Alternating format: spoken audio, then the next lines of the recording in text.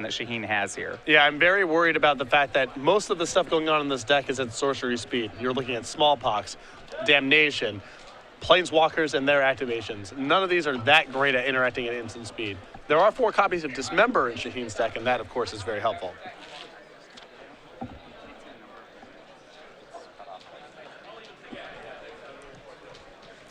And with that, we are underway. Ben Friedman on the play. He just makes a land drop. Shaheen will start with Thoughtseize, and we'll see what is Ben's holding. So Ben, land 1 in play. Land 2 is an island. Outside of that, he has a copy of Remand, Pestermite, Spell Snare, Snapcaster Mage, Flame Slash, and Dispel. Now, Shaheen on a 3-card mulligan here, and you can see how Blue-Red Twin is almost the control deck of the format in a weird way. There's no immediate threat of him winning the game on the 4th turn, but you can look at a handful of removal, counter spells, and Snapcaster Mage. He's going to have a lot of time to get there. Yeah, one of the interesting things actually about Splinter Twin is because the combo is so low investment. You need to run some Exarchs, you need to run some Splinter Twins. You actually get space to run a lot of counter magic, and it's not uncommon to see a twin player simply Lightning Bolt you, Snapcast their Lightning Bolt, and actually start to present a reasonable clock that way. Some of these lists, including the Pro Tour winning lists, play with Mendelian Click, which is just another card where you can win a conventional game. It could also provide some disruption, taking their 1 Path to Exile, their 1 Dismember, or whatever their piece of interaction is. Yeah, second land from Ben is an island. He'll go ahead and pass back. Remember, leaving up copies of both Dispel and Spell Snare, which Shaheen is aware of. And no interaction from Shaheen will send us on to game 2. As you said, it was on a triple mulligan there. I think a quadruple mulligan. I think he started with 3 cards. Yeah. Yeah, didn't hit his 3rd land. The writing is going to be on the wall there pretty quickly for him. Absolutely. Trying to just conceal what's going on with his deck, too. At this point, Ben might think that Shaheen's on some sort of Obzon strategy based on how he opened up and might sideboard incorrectly. Yeah, definitely. If you see Godless Shrine and Swamp going in and Thoughtseize, those are all cards that you could reasonably see out of an Obzon deck. He'd be hoping then that Ben might miss sideboard here. That said, let's go ahead and look at Ben's sideboard. It may be that he just boards against all black decks pretty similarly. 2 copies of Sower Temptation, a Jace Architect of Thought, a Batterskull, a Keranos, God of the Storms, a Dispel, 2 Blood Moons, 2 Spellskites, 2 copies of Ancient Grudge, 2 copies of Engineer Explosive, and then Negate. So you might see him just kind of go into the control route here with more counter spells. I think the Keranos is very real to bring in here as well, on top of the Batterskull, possibly Spellskite as well. Yeah, Spellskite helps to blank some of the removal, which is pretty decent here. It is a way to count, so I would imagine Ben would bring it in for this reason. If he expects Shaheen's on Obzon, Abrupt Decay is one of the cards that's really good against the blue-red twin strategy, and there aren't huge many ways that they can interact with it. Sometimes you see players play a copy of Mizium Skins to get around Abrupt Decay, but Spellskite is one of the traditional answers to it. I would imagine he'll bring those in. Obviously, we know that Shaheen doesn't have Abrupt Decay. But Spellskite just gets a lot of burn in a lot of different matchups. Right. Should be pretty good here. On Shaheen's side, we're going to go ahead and see what he has here. His sideboard, I'm going to run you through the cards here. 2 Damnation, so you can go all the way up to 4. A Pulse of the Fields, 3 Path to Exile, 2 Core Firewalker, 3 Stony Silence, and 4 Bloodghast.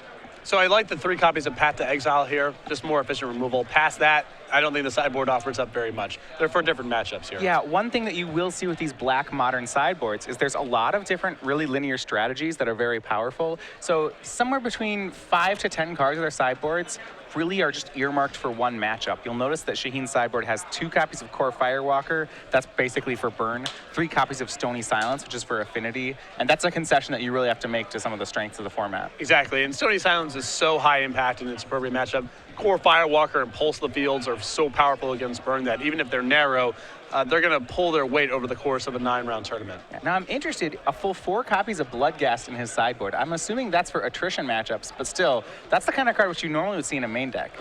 You would, but I think it's probably more for matchups like Obzon, where he anticipates we're going to be just trading resources, killing all of each other's stuff, and then Bloodghast is very powerful in those kind of games. Yeah, and you really have to love that interaction between Bloodghast and Smallpox if he's able to get one off. Yep. Also, if he runs into some Supreme Verdict decks, which we see every now and again, either blue-white control strategies or blue-white splash red, Bloodghast is probably solid in that matchup as well. Definitely. So we're going to be on to game 2 shortly here. Shaheen down a game, was on a mulligan to 3. So both players still operating in the dark a fair amount here. But yeah, exciting tournament here, and great response from the players coming out for this format. I know the people who are passionate about Modern really do love this format, so exciting stuff. I'll go ahead and say that over the last 2 years, Modern has really been my personal favorite format. I feel like it's a great spot to make powerful plays. I've always wanted to try to play a combo deck, and I really like where combo sits in Modern. I've been critical at various times about the way that Modern has been managed from an R&D perspective, but for a lot of players, the format just feels right. They want to play in a larger sandbox than Standard. They want to be testing the boundaries of what you can do with Magic decks a little bit, but they don't want to have, you know, the turn 1 kills and the wasteland locks and some of the things about Legacy that people find to be unpleasant. And Modern gets you somewhere in the middle of those two things. You're allowed to push the boundaries of what you can do with Magic decks, but not get blown out, killed on the first turn, play against an opponent with a strategy you just can't interact with. It's a toned down Legacy format. So a lot of players just really enjoy that. Yeah, I mean, and you even see it in the mana base of Modern, right? Modern gets to play with a mana base that's nearly as powerful as the Legacy mana base, but it makes you pay a lot of life for it, which isn't trivial. Right. No, the opportunity cost on your mana is a lot higher, and I think that's part of the reason that Burn is a player in the format. People's mana bases are priced into dealing 3 to 5 damage to themselves in a lot of matchups. Yeah, absolutely. Not that I played Burn specifically in the one Modern tournament where I did well, but I was playing a Tribal Flame Snapcaster Beatdown deck, and yeah, my opponent taking 3-5 points of damage, that was a big deal. It is interesting. Burn, I think, though, originally, you know, in Legacy, you see Burn as a popular deck, but a deck that does well every once in a while. Interestingly, in Modern, Burn is, I would say, a legitimate Tier 1 strategy. It's a very well-constructed deck in this format. Well, it's a turn 4, and sometimes with your best draw, turn 3 kill in both formats. In Legacy, that's not quite good enough to get the job done, unless your matchups play the right way. But in Modern, that's what the format's about. It's really funny that you call it that mentioned that it's a turn 3 kill in Modern, because its deck has to have a perfect storm to do it, but the best part is your opponents help you, which makes it a turn 3 kill. I think without your opponents helping you, you really need to have a lot of things go right, but your opponents are always helping you with your life total. Right. Your absolute perfect draws can still do it, but your opponent is helping you along the way. All right, well, we are underway for game 2. Shaheen starting off on a Godless Shrine off a fetch land. Ben also just passing back. It looks like actually we'll start with a cantrip here. A lot of positioning in Blue-Red Twin. To me, I think this is the best thing going on in the format, power level-wise. I think Blue-Red Twin is the objective best deck. Well, it's really interesting, right? Because our first, if you go back to history of Modern, in 2011, that was your first Modern event. And it was Pro Tour Philadelphia. It was won by Samuel Estradi, playing Blue-Red Twin, almost the same deck. Now, granted, at that time, he had Ponder and Preordain. But this is the deck that won the very first Modern Pro Tour, and yet has not been banned really at all. It's still it remains like this standard of the format. Yeah. Thoughtseize will show off Ben's hand. Splinter Twin is taken. And you can see these players sacrificing their fetch lands at odd times. That's a concession to Shadow of Doubt, which is sort of the stifle of the format. You see some weird fetch land operations as a result of that card. Yeah, you have to respect it. It's not normally played, but if there's no cost, there's not a real reason to not play around it. The one that they really, or at least for your Ben, you're going to worry about here is Aven Mind Sensor. That's certainly a card that a deck like Shaheen's could be playing. And Shaheen now getting his first Planeswalker into play. It's Liliana of the Veil. She will +1, giving both players to discard cards. A Lingering Souls from Shaheen, but a Deceiver Exarch from Ben. And you notice Ben getting rid of parts of his combo right now. Looks like he still has 1 Pestermite left.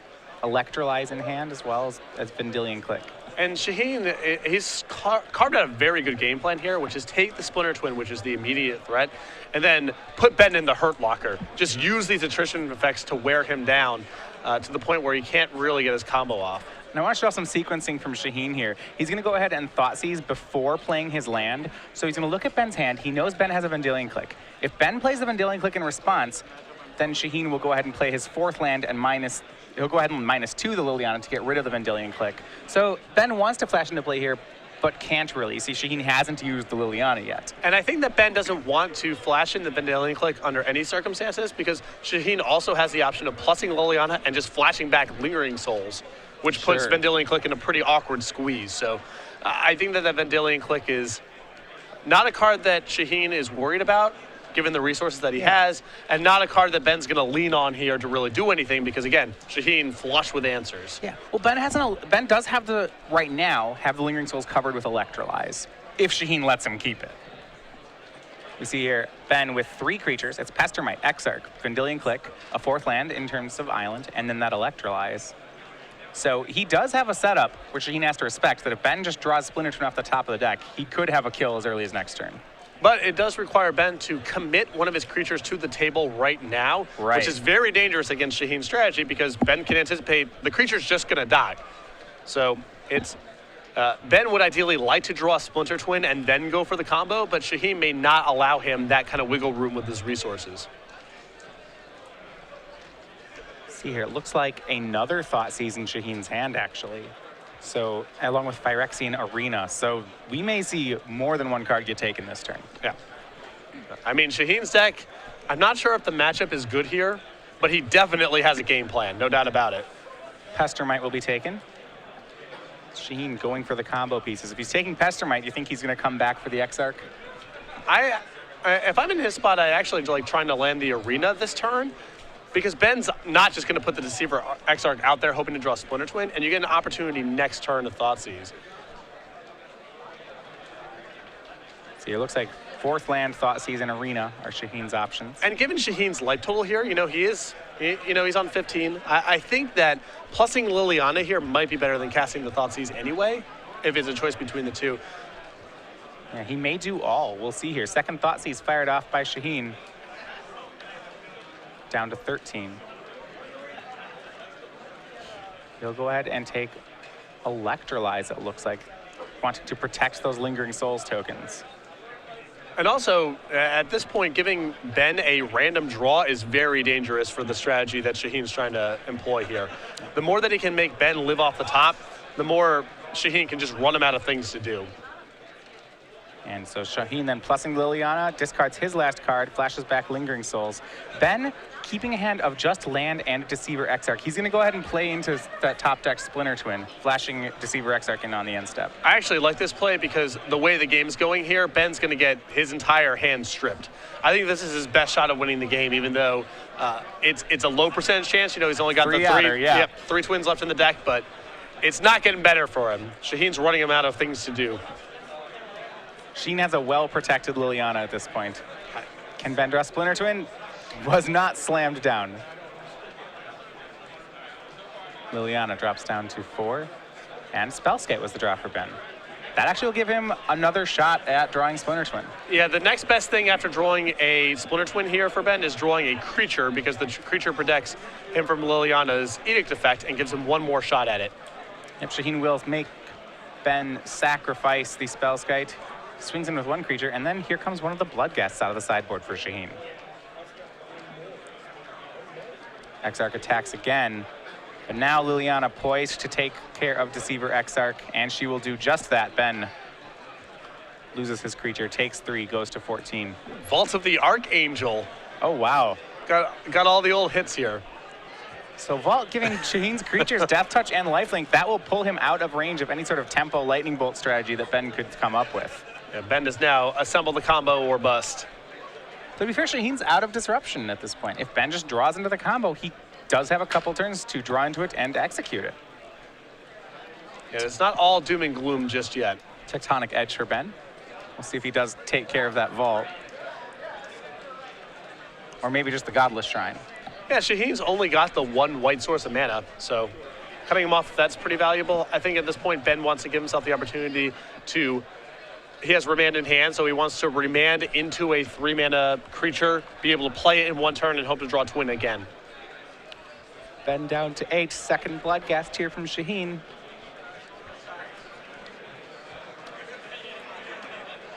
Looks like Snapcaster Mage and Remand, Ben's 2 remaining cards. We'll go ahead and go for Snapcaster Mage into Electrolyze here.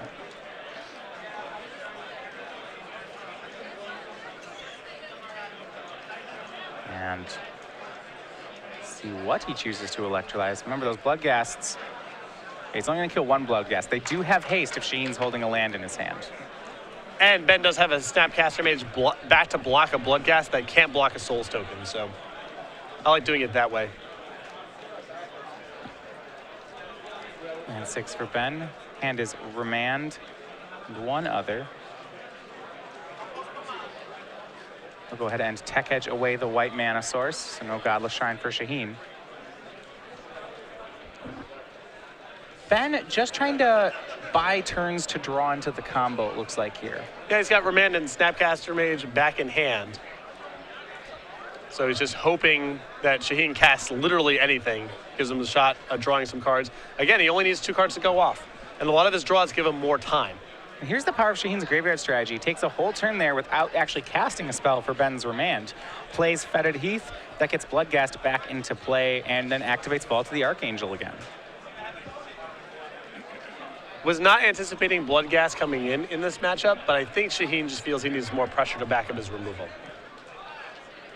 Yeah, and it might be, in this matchup, the thing you never really can do against Twin is tap out. It's a little bit too much of a green light for them. So there's cards like Soorani Solemn Visitor or things like Damnation that I imagine Shaheen boards out and may just want to try to win with Bloodghast instead of Soorani. So that way he never, as you see here, he's never really using his mana. Right. You're right, though. On the surface, Bloodghast does seem like an odd sideboard card, but I do like what it's doing for Shaheen here. And here's a lethal attack. Ben's going to have to trade away with the Bloodghast and drop down to 1.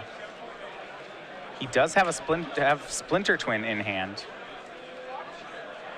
Smallpox from Shaheen. Ben will go ahead and Remand that first. Draws into an island. Smallpox. Both players sacrifice a land, a creature, a card, and to lose a life. That'll be enough that Ben can't combo here. And we'll be on to game number 3. And Shaheen ended up doing a very nice job of playing around Remand that game. It never ate his whole turn.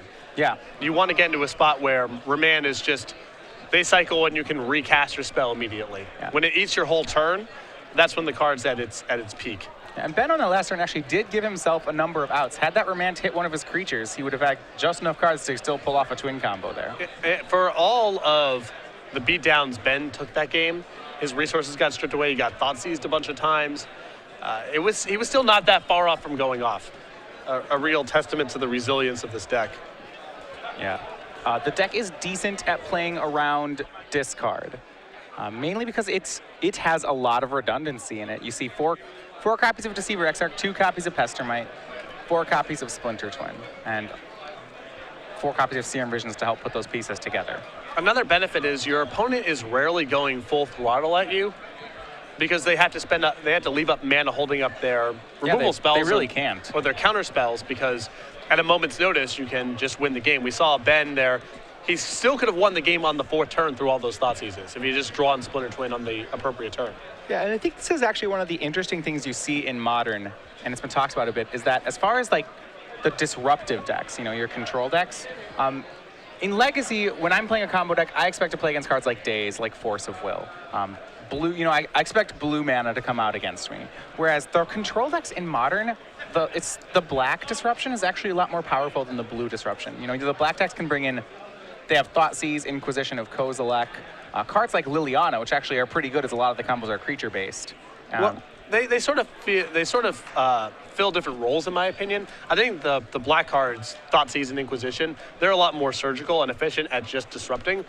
The counter spells allow you to trade mana for mana, to just bypass turns of the game towards whatever your late game is, whether it's firing off a 2-card combo, whether it's getting to Cryptic Command plus Snapcaster Mage and really locking up the game. So I agree with you that the black cards are much better at, if you're just interested in disrupting your opponent, the black cards are more efficient than the blue cards, but the blue cards trading mana for mana come with some merits as well. Yeah, I guess there's not a heavy counter spell deck that you expect to come up against from a control side. There's not that player's just gonna fight a big counter war with you over your combo. Yeah, I think the big thing from my perspective in the difference between Modern and Legacy is the fact that because there's no Brainstorm and there's no Ponder, the decks are just less resilient at fighting through discard than their Legacy analogs are. Yeah, they can't go find whatever they were trying to cast again. Your Thoughtseize is just resolve. They're finding the best card. your opponent's not hiding it with Brainstorm. And your opponent doesn't get to just rip Brainstorm and suddenly have an entirely new hand. Right.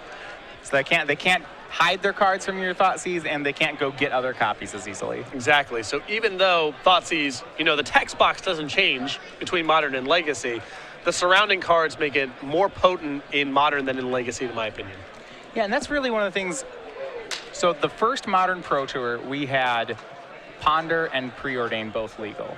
And I think what a lot of players learned, if you ever look at the decks from that event, is it was a bunch of players trying to combo each other, all being faster than the other one. Most people started with turn 3 combo decks. The breakout deck of the event was Infect Shoal because it was a turn 2 combo deck. And really, the elephant in the room was that these 1-mana cantrips are just extraordinarily powerful. And now that they both got banned after the event, and now Serum Visions is really your premier cantrip in Modern. And after that, there's not much to go to. Sleight of Hand is the next best one, and that one rarely good enough to see play. Yeah, I think that a lot of people get tracked by, the cards are just 1-for-1s. They just replace themselves. People made that argument. The same thing is true of Demonic Tutor. Right. I mean, there's a lot of cards. There's a lot of cards in Magic's history which are they are 1-for-1s, but the power level is not acceptable for most formats. And Ponder, Preordain, Brainstorm, they're all in that camp. It's fine for the Eternal formats, but if they were legal in Modern, they would be part of the best thing that's going on. Whatever that happens to be, those cards would be part of it.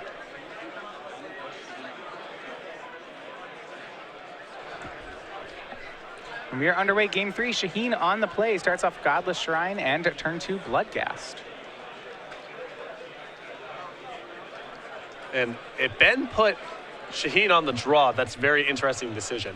First of all, it means he definitely has some number of spell snares in his deck at this point. It looks like he only has 1 through his 75, but it is in his hand. And I think that he just wants a little more cushion for all the discard he's playing against. If Shaheen's That's really interesting. If Shaheen's deck starts on turn 3 with something like Phyrexian Arena, Lingering Souls, Liliana the Veil, you can really maximize the power of Remand by putting your opponent on the play in those games. I don't know if I would have the guts to do it, but I understand the logic. As it turns out, Shaheen's 2-drop was a card you don't really want to spell snare. It was Bloodghast. Ben just makes a second land here.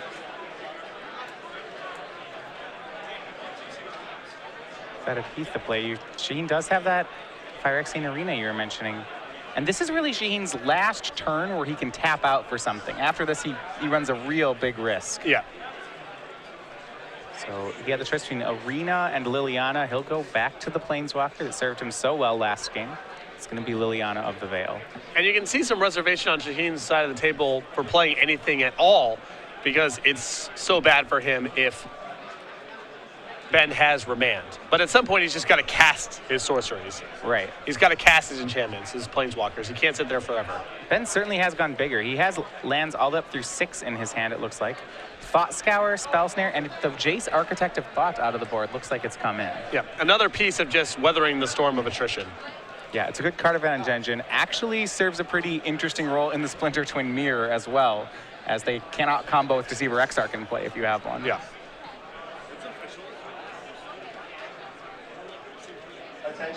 We'll go ahead and Thought Scour himself. Shaheen +1's the Liliana with the trick here. He's going to discard a Bloodghast off it. Ooh, combo deck. Not playing fair at all. That's pretty fair. That's pretty fair. In a turn 4 format, in a format where we say we don't want people dying on turn 3, Liliana plussing and putting a Bloodghast in your graveyard, that's pretty fair.